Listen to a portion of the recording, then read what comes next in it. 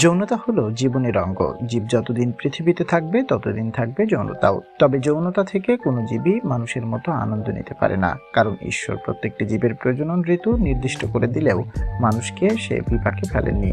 ফলে মানুষ যে কোনো ঋতুর যে কোনো মুহূর্তেই যৌন মিলনে লিপ্ত হতে পারে, শুধু ইচ্ছে ও সঙ্গীর দরকার। আজকে আমরা জানবো এই পৃথিবীতেই আছে এমন কিছু উপজাতি যাদের অদ্ভুত কিছু যৌন নিয়ম যা আপনাদের অবাক করে দিবে। হয়তো মনে মনে ভাবতে পারেন ওই জায়গাতে কেন জন্ম হলো না আপনার। পূর্ব পাপুয়া। আজ থেকে কয়েক হাজার বছর আগেই সমকামিতাকে স্বীকৃতি দিয়েছে এই উপজাতি। সমকামী যুগলের একসঙ্গে বসবাসও সমাজ স্বীকৃত। তবে এই উপজাতির মধ্যে এমন একটি প্রথা আছে যা সভ্য জগতের পক্ষে বিশ্বাস করা অনেক বেশি কঠিন হয়ে পড়ে। এই প্রথা অনুযায়ী উপজাতির বালকদের 7 বছর থেকে 10 বছর বয়স পর্যন্ত, অর্থাৎ 3 বছর কোনো নারীর সঙ্গে মিশতে দেওয়া হয় না, এমনকি মায়ের কাছ থেকেও সরিয়ে নেওয়া হয়। এই 3 বছর ধরে সাম্বিয়া